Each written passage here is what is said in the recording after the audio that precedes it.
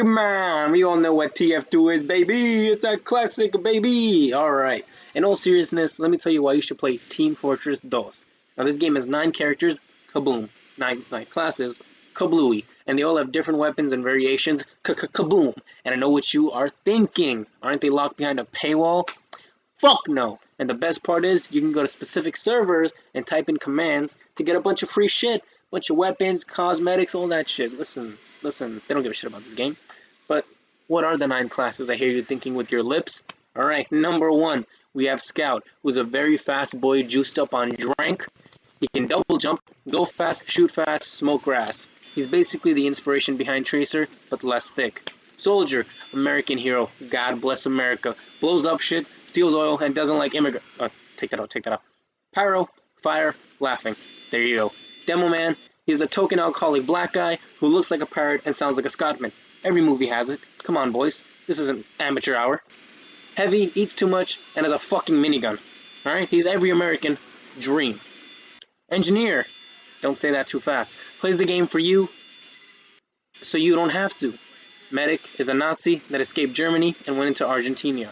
I misspelled that in my notes, so I said Argentina. I'm also gonna make a is Hitler still alive coming soon. Sniper snipes, and Spy is kind of cool. I'm not gonna lie, he's pretty cool. He can do a bunch of crazy shit. Now, there are many game modes in TF2, but basically the 2 main ones are capture the flag and push the payload. Each class can be used in many different ways, especially in these game modes. Now, Scout is an offense and flanking type class, and he can cap points at double speed. It's pretty crazy, and he does a shit ton of damage. Soldier is an offense class that can disrupt enemy turrets, do splash damage, and act as a front line.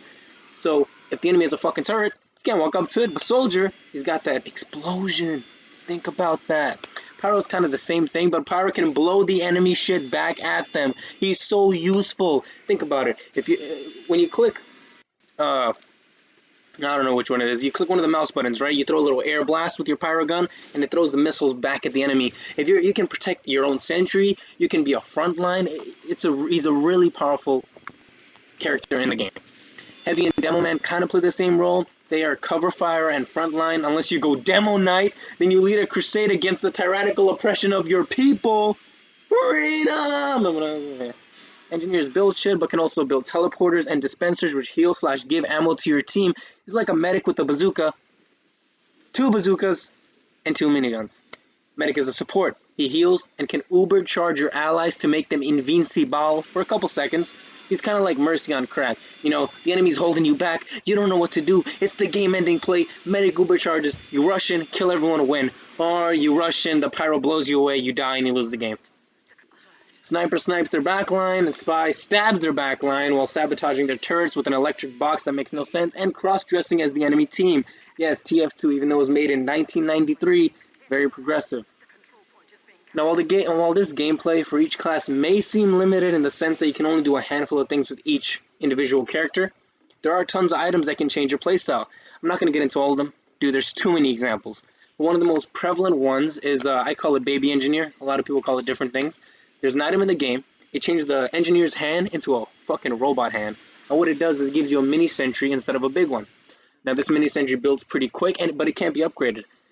The way you play this engineer, you just run in, drop the mini sentry, and drop a dispenser so your allies are healing, getting ammo, and you just start shooting everyone. You become a scout with a fucking sentry on your side. The sentry can disrupt enemy attacks, it can damage them, and of course you still have your broken-ass dispenser. It's crazy. Listen, Team Fortress 2 is a game that barely gets updated. And even with that, it has so many monthly players. I don't ever think Valve will come back to add shit to it because they gave up on it. And when I say monthly players, it had 90k last month. GTA 5, great game, had 150k last month. So as you can see, it's not a shit game. But it's sad to see that it doesn't get updated because imagine how popular it would be if it was continuously being updated. With that being said, it's still a fun game. You won't get bored of it quick. I have over 100 hours into it and I still miss it all the time because I don't get to play that much. And there are many modes to play. If you're someone who doesn't like super competitiveness, you can play man versus machine. You're fighting against hordes of robots and you can use different strategies and cool shit. New abilities that you didn't have before in normal game modes. There's a medic shield, for example.